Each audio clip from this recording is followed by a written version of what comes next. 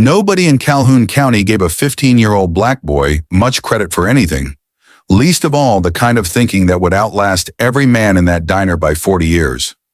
What did a boy with a worn notebook in a dead father's orchard know about saving 12 acres that grown men had already written off? And what happened when the county finally had to find out? Calhoun County, Georgia, September 2001. It was Roy Aldridge who got the first laugh. He said it at the feed store counter on a Tuesday morning, the way a man says something the room has been waiting to hear. Word was that Mabry boy was out in his daddy's orchard with a little notebook, drawing pictures of the bark. The men laughed the way men laugh at something they have already agreed on before the joke is told. Boy ought to be in school instead of playing farmer, Sutterers said one. Widows should have sold when the offers were good, said Garland Pewitt, who had made 2 of those offers himself. Now she's got a boy with a notebook and a place that'll be in arrears by spring. More laughter. Then the doorbell rang. Someone needed sorghum, and the conversation moved on the way conversations do when the subject of them isn't in the room to slow it down. 3 miles down Calhoun Road, the subject of it had been awake since 5. Isaiah Mabry was 15 years old and wearing his father's hat. Green canvas, too wide in the crown, sitting low over his ears. He wore it every morning because it was the closest thing to his father still walking among the trees. His father had been dead 2 years. Isaiah moved through the 3rd row the way a doctor moves through a ward. Slowly, eyes on the trees, his right hand reaching out to touch bark as he passed. He pressed his palm flat against the trunk and held it there, not feeling for temperature, feeling for something wronger than temperature, something he didn't have a word for yet. Only the sense that certain trunks felt different than they should. He pulled the notebook from his back pocket. Spiral-bound green cover, same kind his father had used. His father's notebooks were in the shed, stacked in a coffee can, pages warped from humidity. Isaiah had read every one of them. He had practiced his own handwriting until it looked like his father's.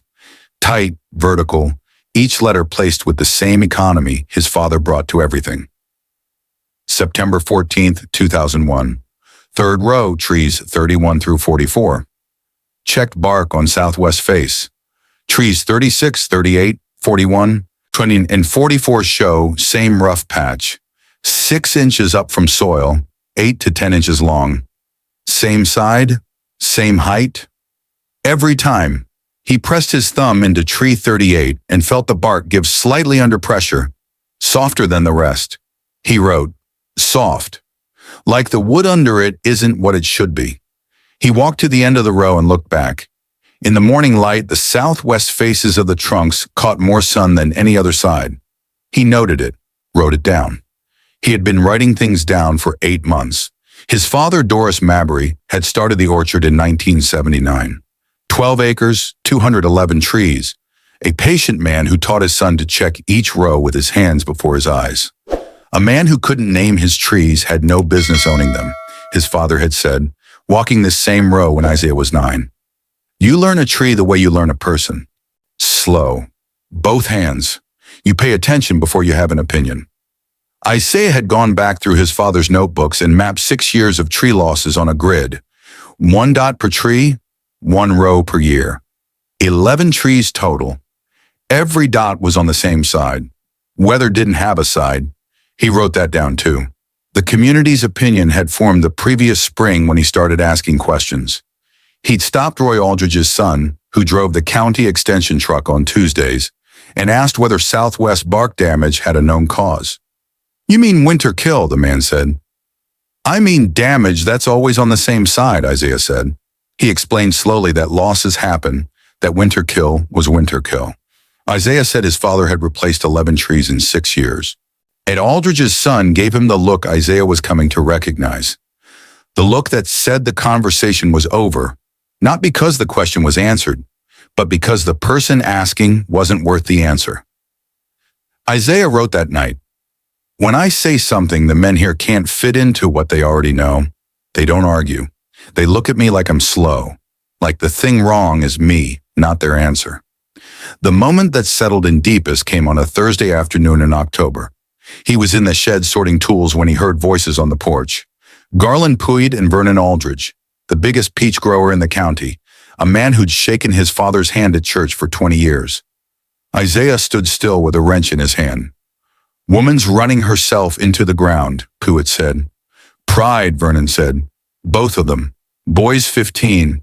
Honor writing things in a notebook. Can't save 12 acres with a pencil. How long does she hold the taxes? Not long. Place needs a grown man. Doris was a good farmer. The son's a different story. Doesn't know what he doesn't know. They talked about the weather. Then their boots crossed the porch and faded toward the road. Isaiah put the wrench back on its hook. He picked up the notebook and went back to the third row. Pressed his hand against tree 38. Felt the soft place. Thought about Vernon Aldridge's certainty, the way it had no room in it for being wrong. He opened the notebook to the grid. 11 dots. All the same side. He was not wrong about the dots. He went back to looking. If this story's already getting under your skin, good. Hit subscribe and the bell right now. Because what this boy figures out next is going to make every man at that feed counter wish he'd kept his mouth shut. Don't let this one get away from you. The kitchen table became his laboratory. Extension bulletins spread under the lamp at night, their pages thick with language written for people who'd finished 2 years of agricultural college. Isaiah had not. He sounded out the Latin. He copied unfamiliar words into the margins and looked them up later. He read the same paragraph 5 times until the meaning broke loose from the language and became something he could use. The answer came from a 1973 UGA paper in a library protective sleeve, its pages so yellowed it had stopped circulating. The paper described sunscald, a condition where the afternoon sun hits the southwest face of tree trunks in late winter and warms the bark. The tissue wakes up believing spring has arrived. Then the temperature drops after dark, and what woke too early dies in the cold it wasn't ready for. Isaiah read the paragraph, read it again. He thought about the grid, 11 dots, all southwest. He thought about the bark splitting along the southwest face every early spring, always the same side, always the same height, right where the January afternoon sun would fall lowest and hardest. He wrote, the sun woke the tree up and the cold killed what answered. He sat with the paper in front of him and let himself feel how close his father had been to finding this. Close enough that if his father had asked the same question, why always southwest, he might have found the same answer. He wrote, Daddy lost 11 trees to something he could have prevented. And I don't know if that's sad or just true. Maybe those are the same thing sometimes. He needed outside validation. His own careful observations wouldn't move anyone in Calhoun County. A 15-year-old black boy's documentation wasn't evidence of anything except, in most people's view, too much time indoors. He needed letters after a name. He wrote to Dr. Ambrose Teague, extension horticulturalist at Fort Valley State University. He worked on the letter for 3 days, laying out the evidence the way his father taught him, specifically without decoration in the order observed. The grid, the texture change, 6 winters, always the same face. He signed it, son of Doris Mabbury, Mabbury Orchard, Calhoun County, giving himself the authority of the name. He walked to the mailbox on a Tuesday and raised the flag. He checked every afternoon for 5 weeks. The Fort Valley State return address arrived on a Thursday. He made himself walk, not run, to the box. Dr. Teague's letter confirmed the sunscald. He wrote that most growers attributed the damage to hard winters generally and never isolated the directional pattern. What Isaiah had done, mapping the losses, connecting the side specificity to sun angle, was diagnostic work most experienced growers never attempted. You have seen something clearly that most people with decades of experience haven't looked at, Dr. Teague wrote. Trust your own 2 eyes. Isaiah called the number at the bottom of the letter. He stood in the front hall with the notebook open on his knee and the pencil ready. Dr. Teague answered and asked specific questions. Bark thickness, row direction, depth of cold, to timing of warm spells. Isaiah answered each one from the notebook, reading his own numbers back to a man who was listening. When Isaiah asked why the warm spell mattered more than the cold itself, Dr. Teague answered fully, explained what the cambium does when temperatures break into the 40s, how quickly tissue is fooled by a false thaw, how hard a snap to 10 below hits wood that's already waking. Near the end, Dr. Teague gave him the solution. White latex paint, Cut with water for young trees. Full strength on mature bark. Paint the southwest face most carefully. You're seeing your trees clearer than men twice your age, he said at the end. Don't let anybody talk you out of your own two eyes. Isaiah hung up and stood in the hall with his hands still on the phone. He had been seen. He had been believed. And a man with a doctorate had confirmed, yes, that's real. You found it. He bought 2 gallons of white latex at the hardware store. The counterman asked what it was for. Trees, Isaiah said. What kind of project? Painting trees, he said. He paid and left. The work began before sunrise the following Monday. He started at the south end of row 1 and worked north, scraping loose bark from the bases first, then loading the brush and working in slow, overlapping strokes up each southwest face. He did not rush. His father had told him that a man who rushes a job does it twice. Cars slowed on the county road. Drivers leaned to look at the white-painted trunks bright against the brown morning field. The extension agent came on a Friday, walked the rows with his thumbs in his pockets. Nemwin told Isaiah that in 20 years of extension work, he hadn't seen peaches painted white, and there was generally a reason certain practices became standard.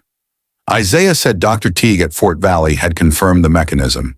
The agent said he was sure Dr. Teague was a fine man, but real-world farming and college bulletins weren't always the same thing, and a boy Isaiah's age would be better served focusing on what he could actually manage. Yes, sir, Isaiah said, and went back to the painting. By October, 211 white-faced trunks stood against the coming winter. The county had its opinions. Isaiah had the orchard. Spring came back right. The blossoms came the first full week of March. Every tree, every row, 210 white trunks crowned in pale pink. Even Roy Aldridge's son slowed his truck and looked. Isaiah was already in the 4th row doing his morning count. He noted the bloom density, the absence of the dead-tip dieback he'd seen every spring since he could remember. He wrote it all down. He also wrote, one good spring proves nothing. Need the harvest. Need one more winter before this counts. The harvest in August was the best the Mabry place had produced since his father was alive. The packer at Fort Valley moved him to a higher pricing tier. A bulletin out of Fort Valley mentioned a 12-acre Calhoun County operation that had cut winter losses to near nothing with unconventional methods, named only by county and acreage. Everybody in Byron knew what it meant. Isaiah taped the clipping into the notebook and wrote underneath it, one good year. The paint worked against a normal winter. I still don't know what happens when the winter isn't normal. He was right to write it. December came wrong. Mild wrong. Temperatures holding in the mid-40s through Christmas and into January. No real cold settling in. The whole county feeling like extended fall. Isaiah felt it before he understood it. A looseness in the air that had no business being there. He walked the rows at dawn in January and stopped at tree 31. The bud was swelling. He crouched and pressed his thumb against it. The faint softness of tissue beginning to move. The warmth had fooled it. January, and the tree believed it was March. He went row by row, 30 trees, 50, 100. The whole orchard was waking up. He stood at the end of row 6 and understood. The paint had worked. It had done exactly what Dr. Teague said, reflected the afternoon sun, where it kept the cambium dormant through a normal winter. But this wasn't a normal winter. This was a false spring inside January, and the paint couldn't turn away warmth that came from the air instead of the sun. The cambium didn't know the difference. It only knew the temperature. He wrote at the kitchen table at 2 a.m. The paint was right and the paint was not enough. It solved the sun problem. I didn't see the temperature problem because in a normal winter, the sun gets you first. I solved half the problem and called it solved. The forecast said a front was coming. Temperatures dropping from the low 40s to 10 below in 18 hours. He went to bed. He did not sleep. The first 2 mornings, the bark held firm. He let himself breathe in small amounts. The 3rd morning, he found 2 soft patches on young trees at the south end. Dead cambium, wood that had woken at the wrong time. 2 trees. He wrote them both down with a steady hand. He told himself he could survive 2 trees. The 4th morning, he went to row 3 first. Tree 47 was the oldest Alberta on the property. His father had planted it the year he bought the land. Isaiah had a photograph of it taped inside his notebook cover. His father leaning against the trunk, 30 years old, looking like a man who intended to finish what he'd started. He pressed his thumb to the southwest bark, low on the trunk. He stood with his hand flat against that tree in the killing cold for a long time. He wrote, "Tree 47, soft, full face, low quadrant, severe. This is not a wound the tree will close over. This is Daddy's tree." He stopped writing. He thought about Vernon Aldridge saying the boy didn't know what he didn't know. He thought Vernon Aldridge, for once, had said something true. Then he thought about the grid. 11 dots, all southwest. He hadn't imagined them. The sun scald was real.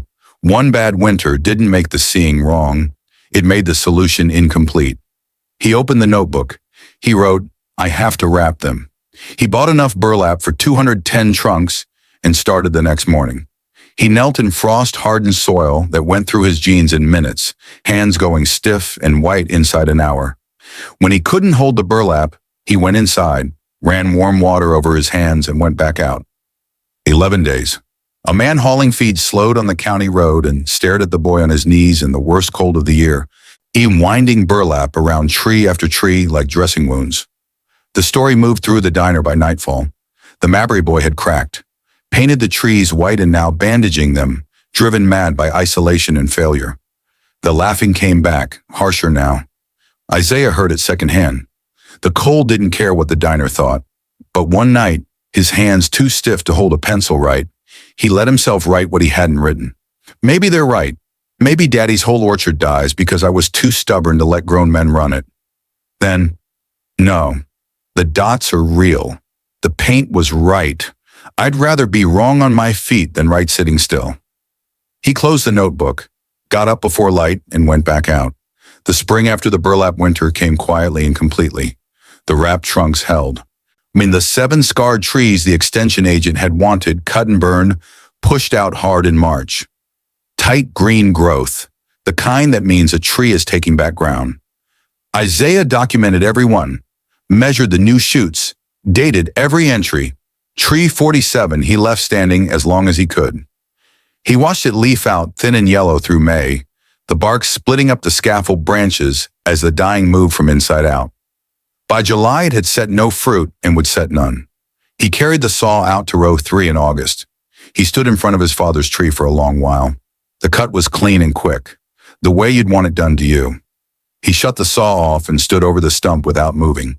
An old neighbor passing through the back lane that day watched from a distance and understood what he was seeing. Abraham was wise enough to keep his distance. Some things a man does alone. That evening, Isaiah held the notebook photograph over the trash. Tree 47 in its prime, his father's hand on the bark. Then he put it back, taped it where it had always been. Front cover, not back.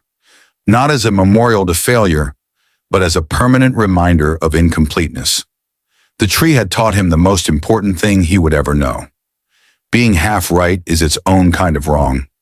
So the first thing he saw every time he opened the notebook was the thing he got wrong. Everything else came after that. 3 summers followed, each better than the last. Heavy fruit, clean skin, premium pricing held and improved. The packer in Fort Valley said it unprompted. Best consistent stone fruit out of that county in 30 years. Ottawa, a Fort Valley bulletin, cited the operation as a case study in preventive dormancy management. Dr. Teague wrote to say Isaiah had worked out the second half of the solution before the Extension Service had. The county's acknowledgement came the way it always came, sideways without names. The spring after the second bumper harvest, Tucker Ferris painted his peach trunks white. He told his wife he'd read something somewhere. The year after, Ray Hollister did the same. Then Garland Puett, who had stood on the porch 6 years earlier discussing the widow who couldn't hold land in front of her 15-year-old son, bought paint at the same hardware store where Isaiah had bought his first 2 gallons. None of them said Isaiah's name. They didn't have to. The proof was on 210 white trunks along Calhoun Road. A man can only drive past a thing like that so many times before he quits laughing and starts counting his own dead trees against the price of a can of paint. Vernon Aldridge drove up the lane during harvest, the 6th year after the painting began. He parked at the end of row 3, got out, and stood watching Isaiah work from the top of a picking ladder, filling a canvas bag with a 2-handed reach, not performing for the truck. Isaiah came down and poured the peaches gently into the crate and looked up. Vernon Aldridge held his hat in his hands instead of on his head. Isaiah noted that. "Is it the brand," Vernon said, "or does that part not matter?" Isaiah looked at him, the biggest peach grower in the county, the man who had stood on the porch with Garland Pewitt and talked about a widow who couldn't hold land and a boy who didn't know what he didn't know. "Any white latex will do," Isaiah said. "Cut it half with water the first year while the bark's still young. Full strength after that. Paint the southwest face most carefully. That's where the killing happens. Wrap the lower trunks in burlap when you get a January warm spell. The paint handles the sun, the burlap handles a false thaw." Vernon reached into his shirt pocket and pulled out a small, spiral-bound notebook. The same kind Isaiah had always carried, the same kind the whole county had laughed at him for using. He wrote it down, all of it. 2 follow-up questions. Wrote those too. "Much obliged," he said. He looked at the rows of white trunks in the afternoon light. "Your daddy would have been proud of this fruit." "I know," Isaiah said. Vernon put his hat on and drove back down the lane and didn't look back. Isaiah watched the truck until it was gone. Then he picked up the canvas bag and climbed back up the ladder. He was not waiting for an apology. He had been waiting for the peaches to come off, clean and heavy, row by row, until the evidence became something a man with a notebook had to take seriously. Even a man who'd never once said the boy's name while dismissing him. Isaiah Mabry farmed that orchard for the rest of his working life, painted every trunk in March, wrapped every trunk in January when the forecast showed a warm spell, lost 4 more trees in 30 years and wrote the date, the reason, and the correction for everyone. The men who came to ask him how, and they came, year after year, hats in hand, he told each of them the same thing. It's not the paint. The paint is just what you do after you stop guessing. What you have to do first is go out in the cold and find out what's actually killing them. Most people don't want to do that part, but there's no shortcut through it. You have to look. His mother kept the notebooks in a box tied with twine. A woman from the County Historical Society came to interview her once and asked what the most valuable thing on the Mabry property was. "That box," she said. "Why?" "Because half of what's in there is him being wrong," Celestine Mabry said. 11 trees he thought he'd fixed. Tree 47 with the date of its death in his own hand. Every wrong decision has a correction written under it. That was the only thing that ever taught him to keep a living thing alive. He kept that photograph, the tree in its prime, his daddy's hand on the bark, on the front cover of every notebook he ever used. So the first thing he saw every time he opened it was the thing he got wrong. I asked him why once. He said, "Everything else comes after that." The county spent one spring laughing at a 15-year-old boy with a green notebook and a grid of dots. It spent the next 40 years painting its own trees white, quietly without ceremony, and not one man who did it ever said his name aloud while the paint was going on. That was the vindication, not a ceremony, not an apology. Just 210 white trunks on Calhoun Road every March, and then white trunks on other properties too, spreading farm by farm the way a true thing spreads when you can no longer argue with the evidence. And Isaiah Mabry wasn't smarter than the men who laughed at him. He didn't have more land, more money, or more years. He had one thing they didn't, and it wasn't intelligence, and it wasn't luck. He was willing to look at the problem honestly, even when the answer turned out to be half an answer. Even when being half right cost him the tree his father loved most. He looked and wrote it down and kept looking. That was all. That was everything. The real victory was not proving them wrong. The real victory was proving himself right. In the face of a county that had decided before he opened his mouth what a boy like him was capable of. In the face of men who talked about him like furniture. In the face of one hard winter that showed him how far he still had to go. And then having the discipline to keep proving it, winter after winter. Until the white trunks became as ordinary as the county road they lined. Somewhere in that county, there is probably someone everybody has already written off. Too young, too quiet, too far from the room where decisions get made. Every so often, that is exactly the person who is seeing the thing everyone else is too comfortable to look at. All they need is the notebook. All they need is the willingness to go out in the cold.